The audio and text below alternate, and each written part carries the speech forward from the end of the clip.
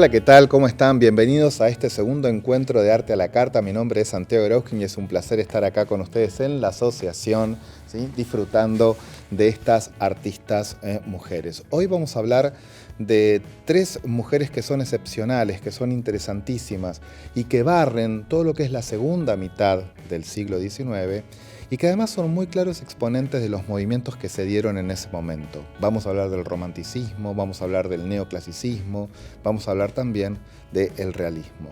Tres mujeres que además tienen una característica muy pero muy particular, y me refiero a que podríamos olvidarnos claramente de que son mujeres porque sus obras en sí mismas son realmente para tenerlas muy pero muy en cuenta. Ahí tienen en pantalla a Rosa Bonheur, Edmonia Lewis, Elizabeth Thompson, tres artistas que además, otra característica que por qué las elegimos, es que ocupan distintas regiones. A Rosa Bonheur la vamos a encontrar trabajando en Francia, a Edmonia Lewis en Estados Unidos y también en Roma. Y a Elizabeth Thompson la vamos a encontrar, ¿sí?, trabajando sobre todo en Inglaterra. Vamos ya mismo a presentar a la primera y a trabajar con Rosa Bonheur, una artista que fue realmente excepcional.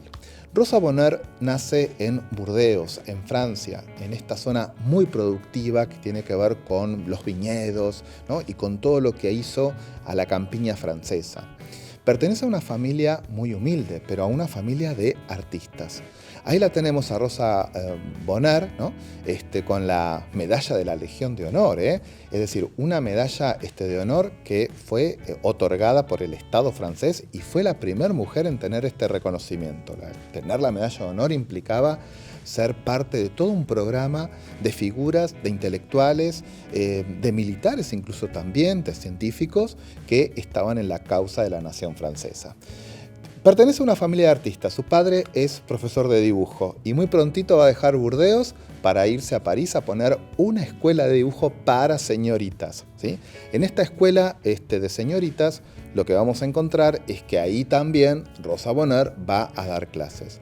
Esto de recibir clases de arte hay que tenerlo en cuenta como algo vinculado a un tipo de educación muy particular, la educación saint-simoniana.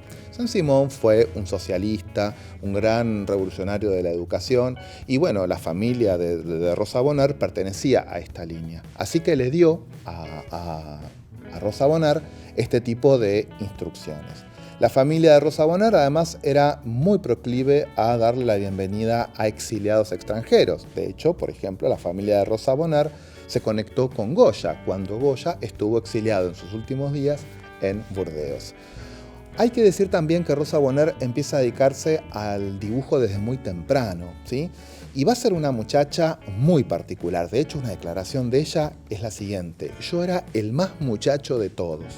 Esto tiene que ver con su afinidad justamente por las chicas. Ella siempre fue una lesbiana declarada y esto hace que, bueno, que tenga un temperamento y un carácter muy pero muy particular, ¿sí? Aunque la sociedad del siglo XIX era muy estricta con estas cuestiones, Rosa Bonheur no tuvo nunca un problema con esta actitud, ¿sí? Tuvo dos compañeras durante toda su vida, una que la acompañó hasta los 10 años antes de su vida y otra en los últimos 10 años que fue la heredera de toda su producción artística. Rosa Bonheur va a estar haciendo dibujos sobre todo de animales, ¿sí? Es gran retratista de animales, del campo, y va a tener sus primeros reconocimientos en la ciudad de Rouen, donde los salones le van a dar las primeras medallas y los primeros premios. En los 50 ya va a tener un éxito absoluto y va a viajar más allá de Francia. Va a conocer, por ejemplo, Inglaterra, va a conocer a la reina Victoria, va a tener también una amistad importante con la emperatriz Eugenia, la esposa de Napoleón III, y hasta va a retratar a Buffalo Bill, ¿sí?, el famoso personaje legendario norteamericano.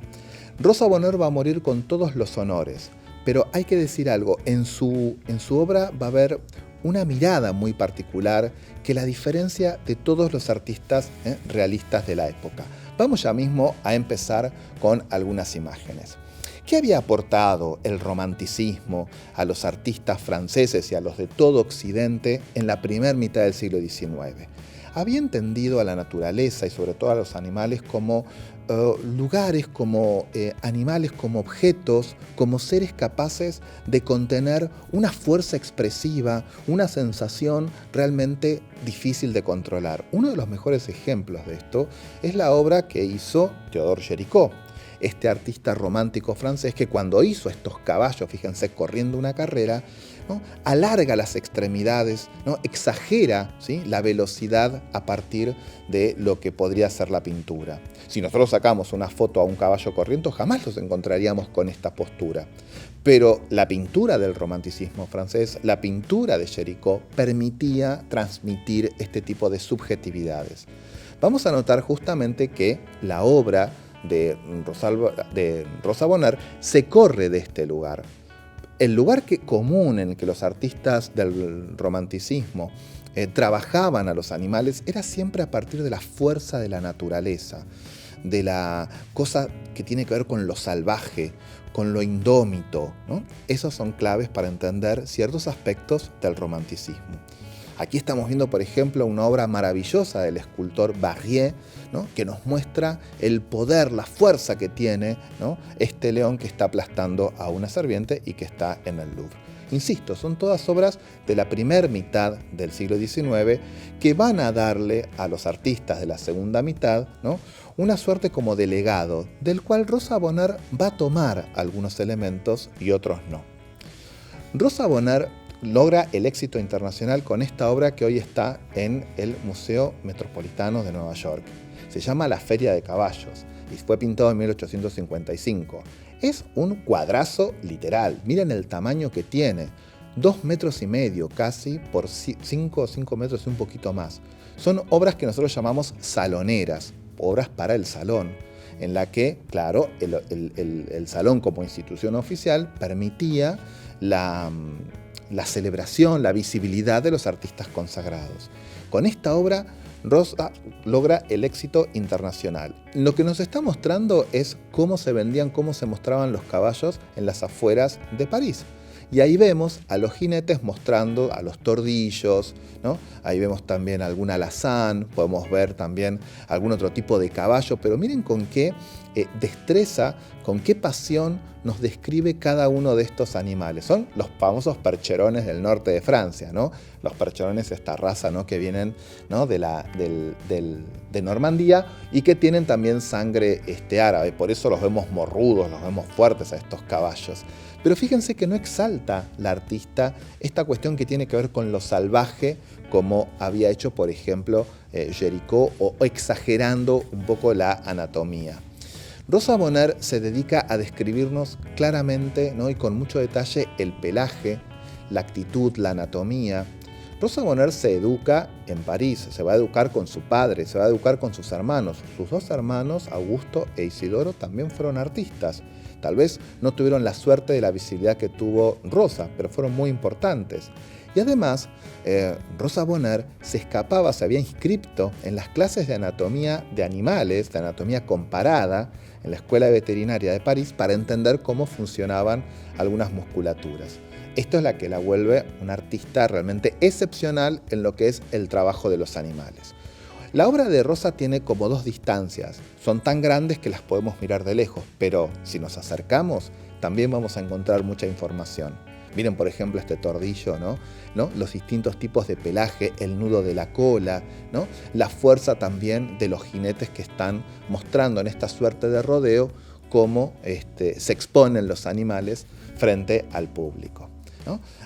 Rosa Bonheur también tiene un trabajo de los cielos muy interesante, algo que también van a trabajar otros artistas. Hay que también recordar que hacia mitad del siglo XIX aparece un nuevo comprador de obras de arte y es el señor cazador. La cacería era un deporte aristocrático que va a tener también mucho éxito en esta época. Y estos cazadores, estos aristócratas que van a las afueras de París, que van a Fontainebleau, que van a Barbizon, que van a los bosques que están y a los pantanos que están por fuera de París, van también a consumir obras de arte. Así que es lógico pensar que los artistas pinten escenas de caza.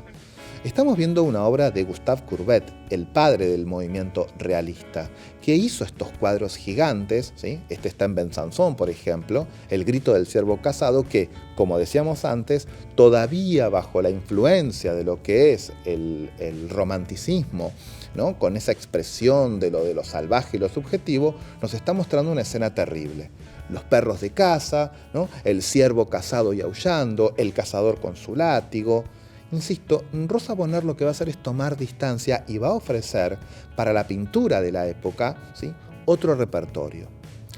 También hay que decir que hacia mitad del siglo XIX un grupito de artistas estaban pintando en Fontainebleau, en Barbizon, en estas zonas, cuadritos muy pequeños, cuadritos al aire libre, cuadritos donde vemos el trabajo de la luz del sol, cómo afecta a los distintos personajes que habitan en la escena, como el de Constant Troyon, este artista francés que vivió durante mucho tiempo en estas aldeas, en estos pueblos, y pintaba estos cuadros, ¿no?, con vaquitas, con campesinos, con alguna casa rural por allá en el fondo, pero son pintados, ¿no?, sur le motif, frente al motivo. Estamos en 1850, estamos mucho antes del impresionismo. Estas obras van a ser justamente los antecedentes del impresionismo porque están trabajando al aire libre con la luz. Y a Rosa Bonheur estas obras le interesaban mucho. Pero ¿cuál es la gran diferencia? El tamaño. A Rosa Bonheur le va a interesar que las pinturas de ellas entren al salón. Eso sí, con una modalidad, con un tipo de amabilidad en los temas que no los veíamos en otros artistas. Creo que ahí está la clave de esta artista. Miren esta reunión para la casa. Acá nadie está sufriendo, nadie la está pasando mal. Es un cuadro amable, es un cuadro muy pero muy agradable de ver. No vemos ningún ciervo muriendo, nada de eso, ¿sí? Estamos viendo un cuadro costumbrista que nos muestra un poco cómo son las costumbres y las acciones que hacen estos personajes en esta época, con un cielo muy pero muy trabajado y un detalle en todo lo que es la grama, el pasto, el barro, ¿no?, la hierba, que le llevaba muchísimo tiempo pintar eso, pero evidentemente lo disfrutaba mucho. Entonces, Rosa Bonheur, pintora de animales, pintora de estas escenas de caza muy amables, que va a entrar en la visibilidad que le otorga el salón, se va a volver muy pero muy exitosa. En el 1849, en ese salón de París, presentó esta obra, que se llama Arando en el Nivernais. Nivernais es una zona muy productiva, ¿sí?, del centro de Francia, y para entrar en el salón, Rosa Bonheur entiende cómo funcionan algunas cosas que tienen que ver un poco con la publicidad oficial. El salón es una institución oficial, así que Rosa Bonheur va a hacer algo acorde al mensaje que quiere dar el oficialismo de la época. Y aunque Francia estaba pasando por una crisis económica y social y política tremenda en el interior, ¿no?, de Francia, lo que va a hacer es mostrar otra cosa. Miren, estamos viendo un cuadro maravilloso donde no hay moscas, no hay estiércol, no hay pobres, los paisanos la están pasando bárbaro. Es un elogio, una idealización de lo que debería estar pasando en el campo, ¿sí? Se está arando. ¿Dónde? En el Nivernais. En el nombre de la obra, que esté el lugar donde están ocurriendo los hechos, es parte de la didáctica, de la educación que quieren hacer estas instituciones. Cuando uno iba al salón a ver obras de arte, terminaba aprendiendo y decía, uy, mirá lo que hacen en Nivernais, mirá cómo se trabaja en Nivernais. Es como una especie de cultura que encontramos en estos salones que educaban a todos los franceses. En la obra lo que estamos viendo claramente es la fuerza de los bueyes, ¿no?, la templanza y el carácter heroico de los paisanos, la tierra fértil, un día espléndido. O sea, todo esto es parte de la idealización. ¿Y cómo logra Rosa Bonheur este tipo de efectos? Bueno, trabajando muy sutilmente la composición.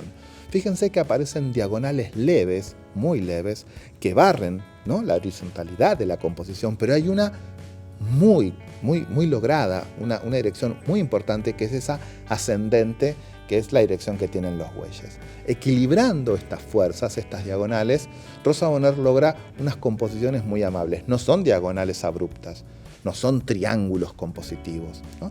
Y de esta manera, con esta amabilidad, nos muestra, ¿no?, este tipo de arte tan particular.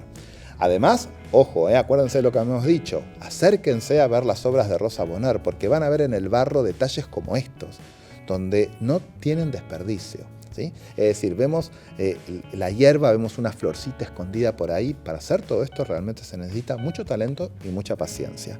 Rosa Bonheur tenía ambas cosas, ¿sí?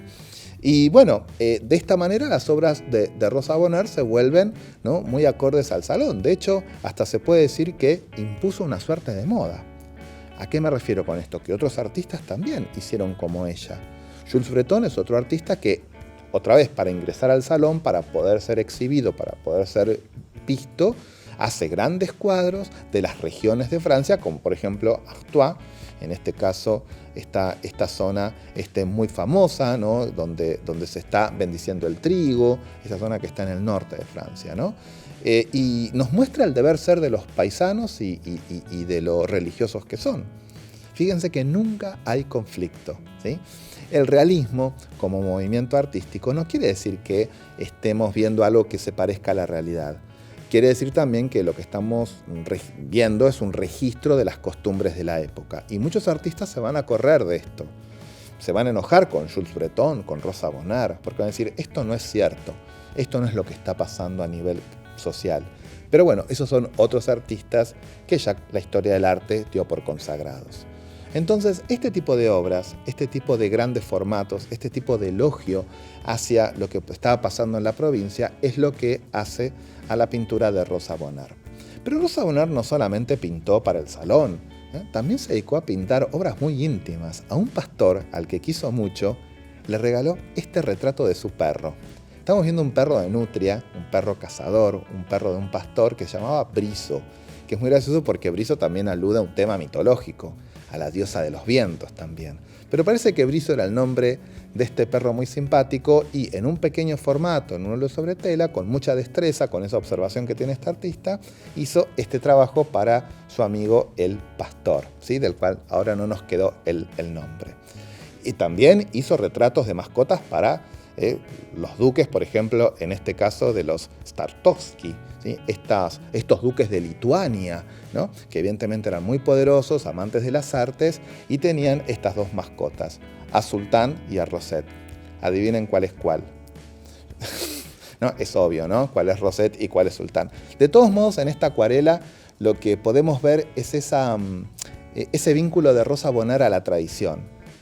Pinta las mascotas, pero no puede dejar de mostrarnos una pilastra clásica en el fondo, ¿no? Como diciendo, bueno, adherimos a la tradición, ¿no?, a la pintura que tiene que ver con el neoclasicismo. Aunque esto es una acuarela. Hay que recordar también que la acuarela y el papel eran nuevos soportes que los artistas tenían como modo de ofrecer a los clientes. Porque pintar una tela, pintar un gran formato era muy caro, así que bueno, podemos ofrecer entonces ahora un pequeño formato. Y esto tiene que ver con lo que vimos en la otra charla con Rosalba Carriera, ¿no?, que aparece esta nueva posibilidad de pintar en pequeño formato sobre papel y haciendo también pasteles.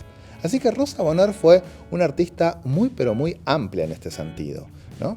Es cierto, es famosa por ser pintora de animales, pero hay más que esto en las obras. Cuando uno ve esta obra que también está en el Metropolitan, el destete de los terneros, que nos muestra, bueno, esta costumbre de cómo se trabaja con el ganado una vez que han tenido cría, es que nos podemos colgar con todo lo que tiene que ver con el color. Traten de ver en esta obra cuántos verdes y cuántos colores tierras hay. Muchísimos. Y con esos dos colores logró una obra que es esta que estamos viendo, que es maravillosa. Noten también el trabajo de los planos que hay. Esas montañas en el fondo, ¿no?, veladas, ¿no?, por una cierta atmósfera. Realmente una obra con mucho para ver. Por eso decimos que Rosa Bonheur es una artista que tiene estas dos miradas, una mirada de lejos, pero también una mirada de cerca. Y es muy, pero muy distinto a lo que había legado el romanticismo. Hemos visto una obra de Géricault, ahora estamos viendo una obra de Delacroix, el otro artista famoso del romanticismo. Y miren cómo pinta un caballo Delacroix. Lo pinta asustado y en el medio de una tormenta. Más romanticismo que eso no puede haber. Rosa Bonheur jamás haría una cosa así. Rosa Bonheur haría un caballo mucho, pero mucho más tranquilo. No le haría estos ojos desorbitados, ¿no?, ni sacado. Rosa Bonheur se va a mover en otra línea. Va a ofrecer a sus clientes otro tipo de caballos, otro tipo de animales. Y creo que ahí está justamente la virtud y el aporte de esta gran artista. Insisto, los artistas románticos, ¿no? Fieras, amenazas, incluso en el modo de pintar vemos una cierta velocidad, ¿no? Una suerte de lo que llamamos factura rápida propio del artista romántico. En cambio, si nosotros miramos un trabajo de observación que hace Rosa Bonheur, vamos a ver una cosa mucho más tranquila. Podemos comparar, ¿sí?, una obra del artista Delacroix con una obra de Rosa Bonheur. Es cierto, hay muchas diferencias en el tiempo, en la actitud, pero no es casual que Rosa Bonheur decida pintar a una leona que está tranquila, durmiendo y estudia, por ejemplo, cómo es la anatomía de sus garras. En cambio, lo que hace un artista romántico como Delacroix es trabajar el movimiento, la amenaza, la velocidad, ¿no? Creo que esto explica muy bien justamente las diferencias que hay entre Rosa Bonheur y otros artistas. Rosa Bonheur tuvo una vida feliz, una vida muy reconocida por sus colegas, también por las autoridades de su nación. Vivió muy bien en esta zona de Vie, que queda en el Franco Condado. Siempre estuvo acompañada, tenía un carácter muy, muy fuerte, pero fue un personaje ineludible si queremos estudiar la historia del arte francés. Y se conserva como anécdota una cosa muy curiosa, el permiso que Rosa Bonheur pedía a la prefectura para poder ir vestida de varón. Cada 6 meses, Rosa Bonheur, ¿sí?, pedía en la policía de París un permiso especial para poder ir vestida con pantalones a los rodeos, a las ferias y poder pintar, ¿sí? Esto lo hizo durante muchos años y un médico le aconsejó que dijese que tenía algún problema, ¿no?, mental para poder conseguir esto. Era todo mentira, ¿sí? Lo que necesitaba era este permiso para poder ir travestida a, por ejemplo, dibujar esto. Este es un dibujo que seguramente Rosa Bonheur hizo con sus pantalones, vestida de varón, ¿no?, para después poder hacer su pintura en el taller. Rosa Bonheur tenía un carácter fuerte, fumaba habanos, vestía de pantalones, pero siempre fue una artista reconocida, aplaudida y muy querida por el seno de los artistas que conformaban su grupo. Con esto nosotros, ¿sí?, nos despedimos por un ratito de Rosa Bonheur y pasamos a nuestra segunda artista. Y acá tenemos que cruzar el gran charco porque nos vamos a los Estados Unidos a hablar de una artista muy, pero muy particular, muy, pero muy querible también. Y para esto quiero recomendar un abordaje de un texto maravilloso que escribió Frances Paul, una gran historiadora del arte norteamericano, una historiadora que, como Linda Notchling, que mencionamos en el encuentro pasado, trabajó el arte y el feminismo, el arte y la política, la historia de los Estados Unidos en el arte entre 1850 y 1950. Realmente una historiadora fantástica. Hay un artículo de ella, un capítulo, que está en este libro que estamos viendo, en el que se preocupa por la representación de los afroamericanos en el arte. Y es un texto que realmente vale la pena conseguir y vale la pena leer. Vamos a abordar entonces la obra de Edmonia Lewis, esta escultora maravillosa que dio Estados Unidos y que dejó también una enseñanza muy importante para los artistas. Edmonia Lewis nace casi en el límite de Canadá, ¿sí?, en los Estados Unidos, y tiene una gran particularidad. Su papá, ¿sí?, es un liberto afro-haitiano, ¿sí?, negro. Y su mamá es una indígena de los Estados Unidos que pertenece a la tradición chippewa. O sea que la contextura, la raza a la que pertenece justamente Edmonia va a ser muy pero muy notoria. Y tiene una característica muy particular la historia de Edmonia Lewis. Uno podría pensar que, bueno, por lo general vivían en condiciones precarias, pero un hermano de Edmonia Lewis, que siguió la fiebre del oro, encontró unas pepitas de oro, se hizo rico yendo hacia San Francisco y pudo costear la educación de su hermana.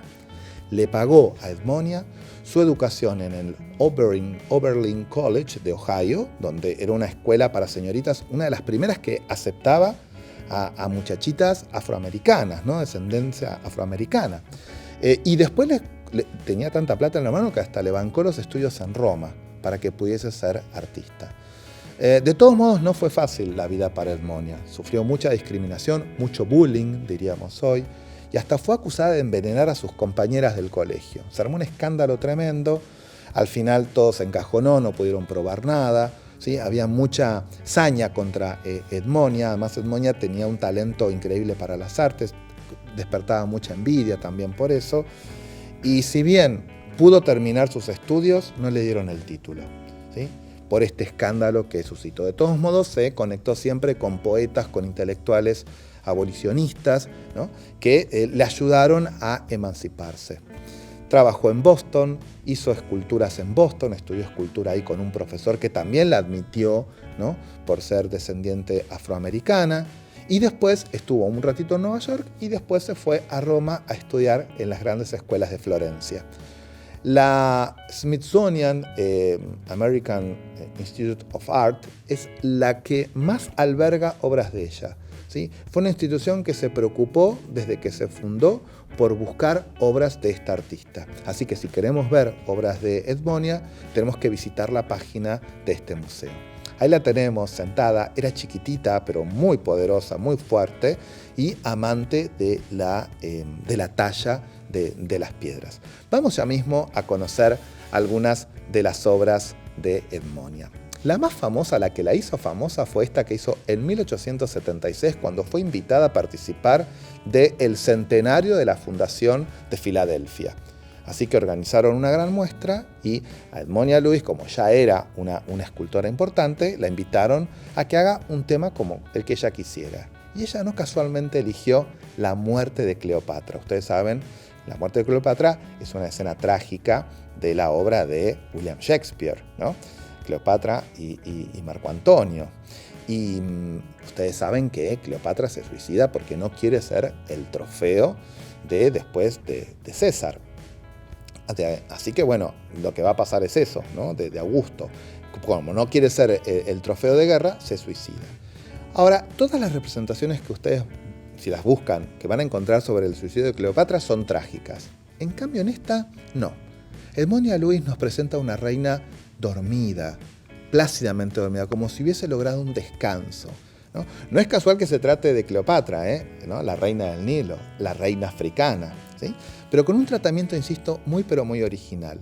Está en su trono, en el trono vemos las referencias a sus hijos, a los mellizos que tuvo con Marco Antonio, pero está dormida muy pero muy plácidamente. Es una escultura que podemos enmarcar dentro de la tradición neoclásica. La geometría, la idealización del cuerpo, bueno, todo esto apunta, ¿no? a una tendencia muy académica, muy fina que estaba en boga en ese momento, ¿sí? Edmonia Lewis, como se educa en la tradición escultórica, vamos a notar que adhiere a la tradición. Y esto lo vemos ya en su formación. Yo creo que la escultura tiene una particularidad. La escultura es una de las disciplinas que más tarda en aceptar los cambios que se van dando en el momento. En cambio, con la pintura es más fácil cambiar de tendencia, pero con las esculturas es un poco más difícil. Piensa en lo que cuesta aprender a tallar un mármol como para después, ¿no? Con esa técnica, cambiar de tendencia. Bueno, por eso siempre la escultura decimos que llega un poquito más tarde, si es que quiere llegar, a los cambios del momento. Miren este hermoso retrato que Edmonia hizo de su amiga, Anna Quincy Watterson, una gran poeta y una gran abolicionista que le ayudó a Edmonia a juntar la plata para comprar mármoles y después poder viajar a hacer su carrera. Es un trabajo delicioso. Miren el tallado, por ejemplo, que vemos en ese brocado, ¿no? La luz resbala en toda la superficie, menos, ¿no? en ese modo en que trabajó los detalles de ese vestido. Es una escultura clásica. ¿Por qué nos damos cuenta? Y bueno, porque es un busto que está apoyado sobre un pedestal clásico, ¿sí? En Roma también siguió haciendo esta tradición. Cuando estuvo en Roma iba a los museos del Vaticano y copió este joven Octavio, ¿no? El famoso Augusto, el heredero de Julio César, y que toda la crítica decía, este es mejor que el original, ¿sí? Porque claro, la facilidad que tenía Edmonia para copiar a los clásicos fue increíble. A mí me gusta mucho este retrato porque es un retrato de el joven Octavio como las formas de la herma. El herma es ese tipo de esculturas en el que aparece en forma de B, el busto en forma de B y además le faltan los hombros, ¿no? Pero también está apoyado, fíjense, sobre un pedestal clásico. A Edmonia Lewis le encantaba el mármol, le gustaba tallar y se necesita mucha fuerza, mucha inteligencia, mucha paciencia para esto. Es más, miren lo que hizo aquí. Se atrevió a copiar al Moisés de Miguel Ángel. Increíble esto, ¿eh? Además es muy difícil copiarlo y cambiarle la escala como hizo ella, ¿sí? Porque a veces te quedan como esas esculturas de nanitos de jardín que son tremendas. Pero copiarla, cambiar el tamaño y que te quede bien, Edmonia Lewis lo logró. Y esto es todo parte de su formación clásica que hizo en Italia. Ahora, ¿por qué fue olvidada en los últimos tiempos Edmonia Lewis? Y bueno, porque la escultura estaba transitando otros caminos. Estoy seguro que conocen la obra de Camille Claudel. Nosotros no nos vamos a dedicar a ella porque, claro, ya es muy conocida. Pero piensen que Camille Claudel, como Auguste Rodin y otros artistas de esta época, estaban indagando, y con mucho éxito, una escultura mucho más personal, mucho más, por así decirlo, sensual, hasta sexual, podríamos decir, mucho más expresiva, trabajando con otros materiales, ¿no? Y todo esto es algo que a Edmonia Lewis no le interesaba, estos nuevos, ¿no?, caminos de la escultura. Trabajar, por ejemplo, con el ónix, como había hecho Camille Claudel, o trabajar con historias muy sensuales como los besos o las relaciones amorosas que trabajaba también Auguste Rodin. Todo esto a Edmonia Lewis no le interesó y tal vez por eso en sus últimos años fue un poco olvidada. Se va a mudar a Inglaterra, donde va a morir en Londres. Pero ojo, esto no significa que no le interesaban otras cosas. Le interesaron cosas muy específicas a Edmonia Lewis. Todo lo que tuviese que ver con la esclavitud. Todo lo que tuviese que ver con el servilismo. Una de las obras de los años 70, muy importante, es esta que es Agar o Agar en el desierto. Ustedes saben, Agar, ¿no?, fue la criada de Sara, que fue expulsada por haber concebido al hijo de Abraham, a Ismael. Y en esta historia, Edmonia Lewis encontraba algo que tenía que ver con su propia historia. La historia de las peleas por, ¿no?, la esclavitud en los Estados Unidos. Y entonces, es cierto, no abrazó el simbolismo de Camille Claudel o de Rodin, pero fue una de las pocas artistas que se ocupó por trabajar el tema de la esclavitud.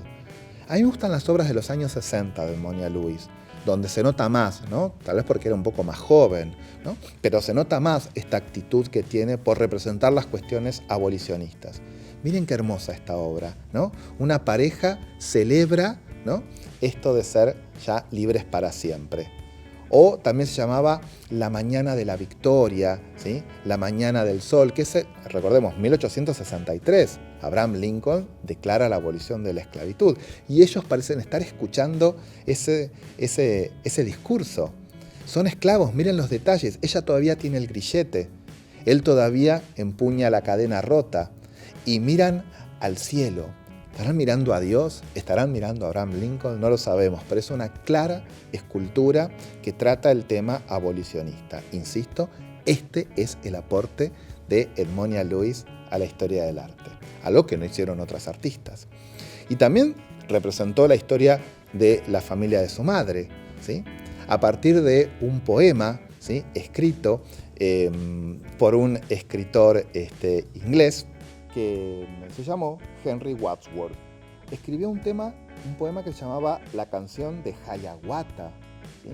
Hiawatha era el líder de una tribu chippewa, justamente la tribu a la que pertenecía la madre, y que recibe en su carpa, ¿no?, a Minnehaha, que es esta muchachita que está con su padre. Minnehaha lo que le está trayendo es una liebre al líder de la tribu, y le acompaña a su padre, que le está tallando también flechas para su arco. Es decir, nos está mostrando algo muy específico que tiene que ver con los Chippewa. Pero ojo, todo esto a partir de un poema que había escrito un poeta norteamericano. La obra es maravillosa porque por primera vez, de alguna manera, Edmonia Lewis se aparta de los cánones grecorromanos para representar los rasgos de los Chippewa, ¿sí?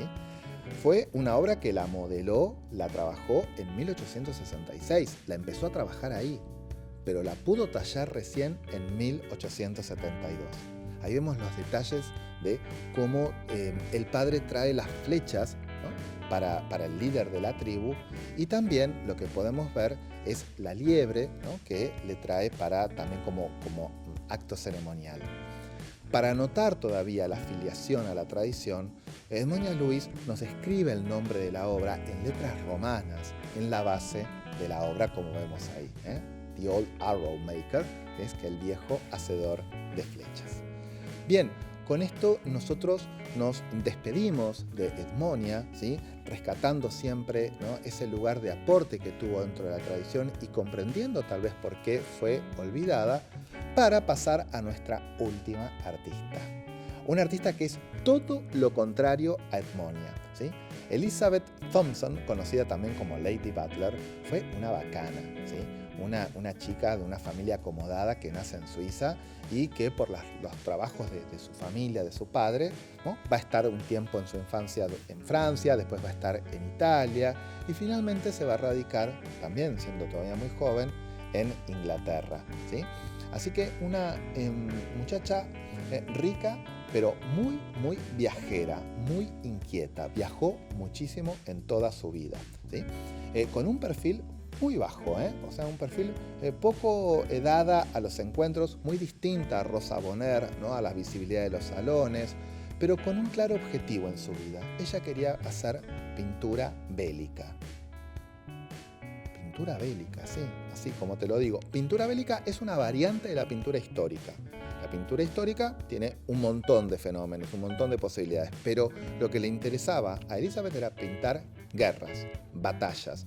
No porque le gustase la batalla en sí, ella lo va a aclarar en un momento. Me gustaba ver cómo en esas escenas, de esos momentos de desesperación, los varones sacaban lo mejor de sí. Sacaban su carácter heroico, cómo defendían al amigo, cómo defendían su patria. Eso la maravillaba y lo quería representar en las telas. Y logró ser una de las artistas más importantes en el género bélico. En Inglaterra va a estudiar en una escuela para señoritas, The Female School of Art, y después va a lograr viajar a Italia otra vez para estudiar en la Academia de Bellas Artes de Florencia. Así que tuvo la suerte de estar muy educada en las instituciones más prestigiosas que pudo conseguir, algo que, por ejemplo, las otras dos artistas no pudieron hacer. En 1877 se va a casar con el irlandés, el mayor William Butler, ¿sí? Y totalmente contrario a las costumbres, ella, Elizabeth, va a querer acompañar a su marido a todas las campañas que hacía al continente. Así que estuvo en toda la región que es el límite entre Francia y Alemania, estuvo también en la zona de Crimea, estuvo también en Egipto, es decir, viajó muchísimo con su marido a estas campañas, algunas eran bélicas, otras eran diplomáticas, pero conoció y a partir de ahí tomó apuntes para sus grandes cuadros. Así que esto fue importante. En 1910, lamentablemente muere, su marido queda viuda, ella se va a vivir a Irlanda, donde va a morir. Pero antes de morir, en 1922, escribe su biografía, ¿no? Y es muy interesante leer sus textos, porque ahí podemos entender muchas cuestiones por las cuales fue bastante criticada. Esto, por ejemplo, del amor a la guerra, ¿no? Pero vamos a ver que su obra también tiene algo muy particular. Ahí la tenemos cerquita a su casamiento, ¿no? Pocas fotos hay de esta muchacha, y eso que fíjense que comparada con las otras, es la que más vivió en el siglo XX. Vivió 30 años en el siglo XX, así que conoció las vanguardias, conoció los movimientos más disruptivos, pero ella, la más longeva de todas, siguió pintando hasta los 80 años batallas, ¿no?, y enfrentamientos. A mí me gusta mucho este autorretrato. Lo pintó en Londres y fíjense que tiene algo que todavía muchos se preguntan, ¿qué es lo que tiene en el cuello? Claramente es una cocarda, es un premio, es algo, pero no podemos distinguir bien de qué se trata. Ya de muy joven y con la educación que tuvo, ¿no?, Elizabeth fue experta en el claroscuro. Sin embargo, no tiene esta mirada, no nos está mirando a nosotros, ¿no? ¿Estará mirando un espejo? No sé, este cuadro a mí me interpela muchísimo y es como que quisiera dialogar con ella, ¿no? Preguntarle qué onda, Elizabeth, porque no, sos muy misteriosa. Y esto es algo que justamente va a ser durante toda su vida. Elizabeth va a elegir temas muy precisos para pintar, no cualquier batalla. Va a elegir todas las batallas que tienen que ver con Napoleón Bonaparte, va a elegir también la guerra de Crimea, ¿sí? Va a elegir también la emancipación española. Todos los cuadros van a estar pintados hacia 1870-80, pero los temas, ¿sí?, que ella elige tienen que ver con casi todos, con lo que ocurrió a principios del siglo XIX. Uno de ellos es este que estamos viendo acá, uno de los cuadros más famosos que hoy está en Australia, que se llama el 28º Regimiento en Quatre Bras. Quatre Bras es una localidad que está en Bélgica, que está muy cerquita de Waterloo. De hecho, esta batalla ocurrió antes de Waterloo, en 1815. Y vemos cómo el regimiento inglés se defiende del ataque de los franceses. Miren el tamaño que tiene, más de 2 metros por casi 1 metro. Y lo que va a hacer Elizabeth es inaugurar un tipo de composición para estas guerras muy pero muy personal. ¿Cómo va a organizar la composición esta artista? Siempre a partir de un eje vertical y lo que nosotros llamamos una suerte de arista, porque ese eje vertical funciona como una arista y las fugas van a ir hacia los costados. De esta manera, si vos te parás frente a una obra de ella, sentís que estás metido adentro de la batalla. Es un efecto óptico muy particular, propio de la fotografía, pero ella lo utilizó muy bien para sus composiciones. Son realmente muy, pero muy interesantes sus obras, ¿sí? Y además, lo que vamos a notar es que le encanta rescatar eso que ella misma decía, cómo reaccionaban los distintos soldados frente a un momento, por ejemplo, tan amenazador como el hecho de estar rodeado por enemigos. Fíjense que hay caras que sufren, caras que están contentos porque dieron en el blanco, otros que están emocionados, otros que tienen miedo. Vamos a encontrar de todo. Esto es lo que también le interesaba registrar a esta artista, que se la considera hoy inglesa, ¿sí? Los cuadros de ella son, insisto, maravillosos. Y en todos aparece este tipo de composición. Fíjense, acá hizo un trabajo maravilloso, es una acuarela. Lamentablemente no tenemos los datos, pero si es una acuarela no puede ser demasiado grande, en el que registra la actitud que tuvieron los de la banda militar, ¿no? El regimiento de la banda militar, que son los que alentaban a sus compañeros a seguir luchando. Algo pasó. Vemos que hay un personaje que está cruzado de brazos, que no está tocando, viene otro que fue herido, ¿no? Los pequeños, que son los pífanos, los que tocan los vientos, también se acercan, ¿no? Pero se llaman preparados los tambores y los vientos, los pífanos justamente, porque son los que van a empezar de vuelta a tocar frente a la batalla. Esta es una batalla que se dio en España, en las que portugueses, españoles e ingleses lucharon en contra de la invasión napoleónica en España. Así que es parte de toda esa historia. Y otra vez van a poder encontrar esta composición en arista, donde desde el centro se despliegan las fugas hacia los costados. Es un efecto que vamos a encontrar después en los panoramas de la época, en estos efectos de, hoy podríamos decir, el cine 3D o el cine de cinemascope, ¿no? Con esas grandes vistas horizontales. Fue muy visitada también por las autoridades, porque no siempre rescató, insisto, esto que tiene que ver con lo que ocurre en la guerra, sino que también lo que ocurrió inmediatamente después. Acá estamos viendo cómo el general pasa lista luego del combate para ver quiénes sobrevivieron y quiénes no. Esto tiene que ver también con la guerra de Crimea. Recordemos que la guerra de Crimea se había dado hacia 1852-54 y ella, 20 años después, retoma, ¿sí?, estas epopeyas y las ilustra, las lleva a las grandes telas, siempre, ¿no?, con grandes telas. Bien, yo, si tuviese que elegir una obra de Elizabeth, me quedo con esta, Escocia para siempre. Miren este grito de guerra, ¿no?, que es el nombre que muestra ese carácter heroico, ¿no?, de los soldados. ¿Por qué me quedaría con esta obra? Y bueno, porque es una obra que contiene, me parece, todo lo que Elizabeth quería hacer en sus obras. Ya estarán adivinando, ¿no? Estamos viendo, claro, una composición en arista, con un centro, ¿no?, que se va hacia los costados. nos sentimos adentro de la batalla. Miren cómo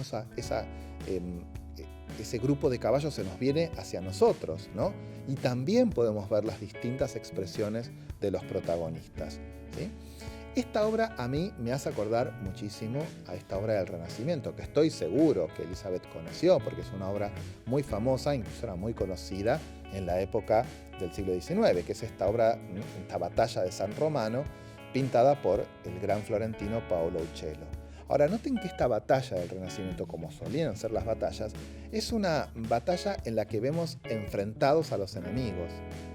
Y la perspectiva del lugar está dada por esas lanzas que se han caído. Hasta los muertos se cayeron en perspectiva en este cuadro. Todo está en perspectiva. Bueno, de alguna manera, Elizabeth retoma esto para hacer algunas diferencias y algunas similitudes. La batalla no va a ser enfrentada por opuestos. No vamos a estar al costado de la batalla. Vamos a estar metidos en la batalla. Sin embargo, ahora cuando vuelvan a ver la obra, van a ver que los surcos del piso también están puestos en perspectiva, ¿sí? Ahí vemos el detalle con el carácter heroico de estos animales que se nos vienen hacia nosotros, ¿no?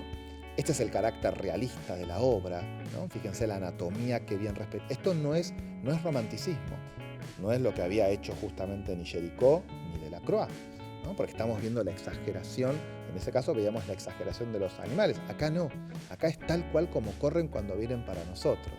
Insisto, es una obra realmente muy poderosa, muy fuerte, muy convincente, que también, ¿no?, está tomada la inspiración está tomada de algunas pinturas que hicieron los impresionistas en la década del 60. Claro que los impresionistas franceses jamás iban a pintar una batalla, te iban a pintar el Boulevard de París o las carreras de caballos, como hizo Degas aquí, que se mete en el medio de la pista para ver cómo se preparan los jinetes antes de la carrera. ¿Sí? Esto de meterse adentro es algo que los impresionistas lo hacían, pero yo creo que más que con la obra de Degas habría que comparar la obra de Elizabeth con la obra de Manet, que se metió adentro de la pista, ¿no?, para ver cómo se nos vienen los caballos en la carrera. Esta es una obra de la década del 60. La obra de Elizabeth es posterior. Pero la intención de hacernos creer, vivir, que estamos metidos, ¿no?, en la escena, es algo que los impresionistas ya habían incursionado. Claro que estas eran carreras de caballo y los que nos propone justamente Elizabeth es una guerra, una batalla, ¿sí? Y ocurrió, claro, 20 años después. La guerra que está contando ahí también tiene que ver con la lucha contra los franceses, ¿eh? Lo que hace Elizabeth es casi siempre relatar a los heroicos ingleses, escoceses o irlandeses. ¿Cómo eran las batallas? ¿Por qué fue tan innovadora en este sentido Elizabeth? Bueno, fíjense lo que estamos viendo aquí. Este era el pintor de Napoleón Bonaparte, el que le hacía las pinturas de guerra.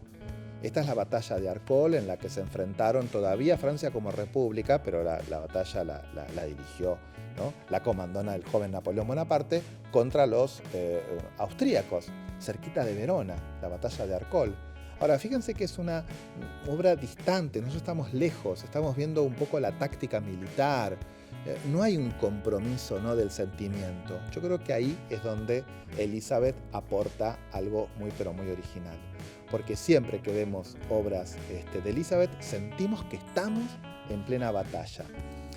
La única obra que ella hizo muy comprometida, muy cercana a su tiempo, es esta que estamos viendo aquí. Esto ocurrió en Sudáfrica y los ingleses tuvieron que luchar contra los soldados zulúes, ¿sí? Esta obra, que se llama Rockers Drift, es una localidad de Sudáfrica, había ocurrido en 1878. Y 2 años después, Elizabeth pinta esto. Estamos con ellos resistiendo, ¿no?, el ataque de los que entendemos, según ella, quiénes son los enemigos.